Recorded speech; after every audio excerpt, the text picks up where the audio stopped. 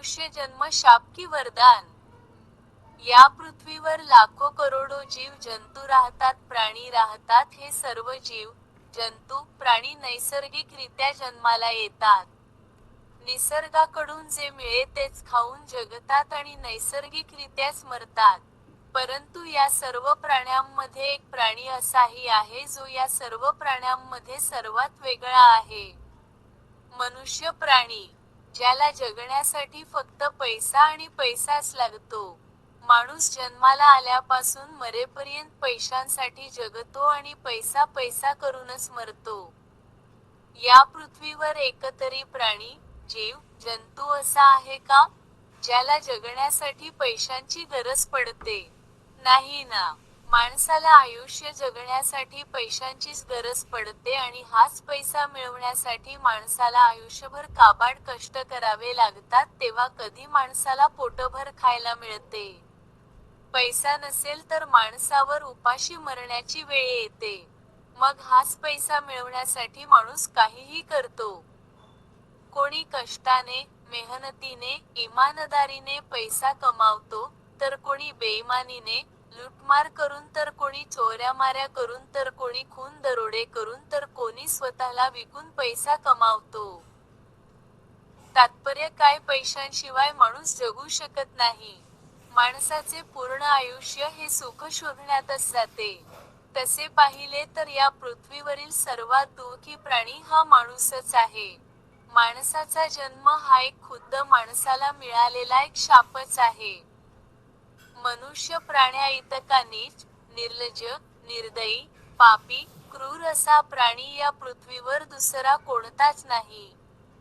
खायच्याच बाबतीत बोलायचे झाले तर या पृथ्वीवरील सर्व जीव जंतू, पशु पक्षी आणि सर्व प्राणी हे एक विशिष्ट प्रकारचाच आहार खातात. कोणी शाकाहारी आहे तर कोणी मांसाहारी आहे. पण माणूस प्राणी हा काय नाही खात? जे नाही ते खातो. माणसाइतका नीच आणि निर्लज्ज प्राणी हा या पृथ्वीवर दुसरा कोणताच नाही. तुम्ही कधी पाहिले का, ऐकले का, की मांजराने उंदरावर अत्याचार केला, कुत्र्याने मांजरावर अत्याचार केला किंवा कुत्र्याने एखाद्या शेळीवर अत्याचार केला किंवा एखाद्या वाघाने हरणावर अत्याचार केला? किंवा मांजर, कुत्री, शेळी, हरणी, वाघ आणि इतर सर्व प्राणी यांच्याबद्दल काही ऐकले का? की यांनी कधी स्वतःची वासना पूर्ण करण्यासाठी आपल्याच लहान पिलांवर अत्याचार केला? कोणी सांगू शकेल का? नाही, असे एकही उदाहरण मिळणार नाही. याच नीच, निर्लज्ज, निर्दयी माणसाने स्वतःची वासना पूर्ण करण्यासाठी सर्व मर्यादा ओलांडल्या आहेत. याच माणसाने ना मांजरी सोडल्या, ना कुत्री सोडली, ना शेळ्या मेंढ्या सोडल्या, ना हत्ती घोडे सोडली, ना स्वतःची मुलेबाळे सोडली, ना आया बहिणी सोडल्या. अशा नीच माणसाचा जन्म हा या पृथ्वीला एक शाप नाही तर काय आहे? निसर्गाच्या विरुद्ध जे घडेल निसर्ग त्याला कधीच माफ करणार नाही आणि निसर्गाच्या विरुद्ध जे घडते आहे त्याचे मूळ कारण हा मनुष्य आहे. हे पाप जर असेच वाढत राहिले तर या पृथ्वीचा सर्वनाश निश्चितच होईल. आणि पृथ्वीच्या सर्वनाशाचे कारण हा मनुष्य प्राणी असेल. त्यात स्त्री आणि पुरुष हे दोघेही आले. मुळात मनुष्य जन्म हा एक माणसाला मिळालेला शाप आहे. जो मनुष्य राग, लोभ, मोह, माया आणि वासनेपासून दूर राहतो तोच मनुष्य मोक्ष प्राप्त करतो, म्हणजेच तो मनुष्य जन्म, मृत्यू आणि पुनर्जन्माच्या चक्रातून मुक्त होतो. आणि जो मनुष्य या पापात अडकून बसतो तो या जन्म, मृत्यू आणि पुनर्जन्माच्या चक्रातून कधीच मुक्त होत नाही, ना तो या शापातून मुक्त होतो. म्हणूनच तर जे पापी मनुष्य असतात ते या पृथ्वीवर वारंवार जन्म घेतात. आणि जो पुण्य आत्मा असतो तो या पृथ्वीवर क्वचित म्हणजे युगानुयुगानंतर जन्म घेतो.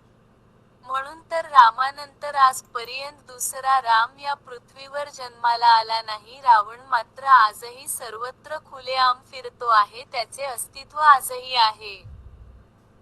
समाजामध्ये नीच निर्लज्जपणा हा खूप मोठ्या प्रमाणावर वाढत चालला आहे. त्याचे एक मूळ कारण आहे मोबाईल आणि इंटरनेटवर असणाऱ्या घाणेरड्या वेबसाईट. या घाणेरड्या वेबसाईटमुळे सर्वसामान्य स्त्री, पुरुष, नवीन येणारी तरुण पिढी ही बिघडत चालली आहे. लाज, लज्जा, शरम, हया काय असते हेच ती विसरून गेली आहे. समाजामध्ये एवढा नीच निर्लज्जपणा वाढत आहे. स्त्रीची इज्जत आबरू या इंटरनेटवर कवडीच्या भावात विकली जात आहे आणि हे धृतराष्ट्राचे आंधळे सरकार गाधारीसारखे डोळ्यांवर पट्टी बांधून भारतीय संस्कृतीचे चिरहरण होताना बघते आहे.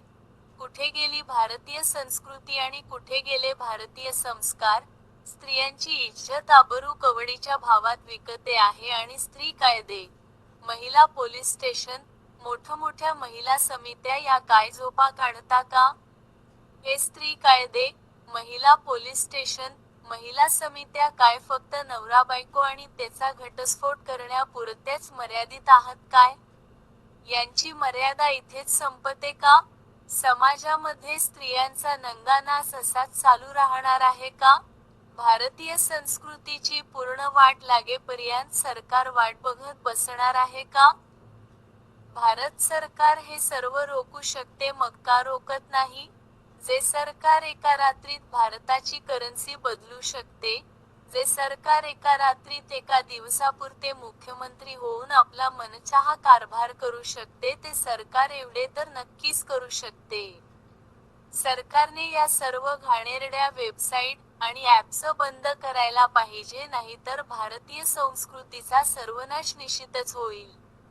या सर्व घाणेरड्या वेबसाईटमुळे आणि ॲप्समुळे समाजामध्ये नीच आणि निर्लज्जपणा हा झपाट्याने वाढत आहे. माझे विचार वाचणाऱ्याला जरा विचित्र वाटत असतील पण हे सत्य आहे. हे कुठेतरी थांबायला हवे असे कोणालाच का वाटत नाही? विचार करा. विचार करण्याची ताकद निसर्गाने केवळ माणसालाच दिली आहे. भूतकाळ, वर्तमानकाळ आणि भविष्यकाळात माणसाने कशाकशासाठी कोणाकोणासाठी काय केले काय नाही केले? आज जरी हे समजायला विचित्र वाटत असेल पण जेव्हा माणसाचा सर्वनाश जवळ येईल तेव्हा माणसाच्या आपोआपच हे लक्षात येईल, परंतु तेव्हा खूप उशीर झालेला असेल. स्त्री-पुरुष समानता. आज स्त्री-पुरुष समानता खरोखरच राहिली का? नाही. स्त्रियांनी पुरुषाला सर्वच बाबतीत केव्हाच मागे टाकले आहे. नीच आणि निर्लज्जपणाच्या बाबतीत म्हणायचे झाले तर आजची भारतीय स्त्री पुरुषांपेक्षाही खूप पुढे निघून गेली आहे. आजच्या स्त्रीने लाजेच्या सर्व मर्यादा ओलांडल्या आहेत. हेच कलियुग आणि घोर कलियुग आहे. स्त्री असो वा पुरुष असो हे पाप जर समाजात असेच वाढत राहिले तर कलियुगाचा अंत, सर्वनाश दूर नाही.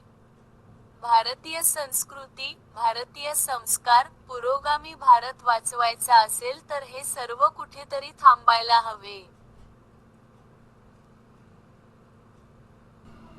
सत्य आणि अनुभव यापेक्षा मोठे या जगात काहीच नाही.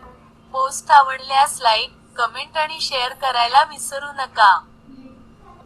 Created by @satya_kalyugachi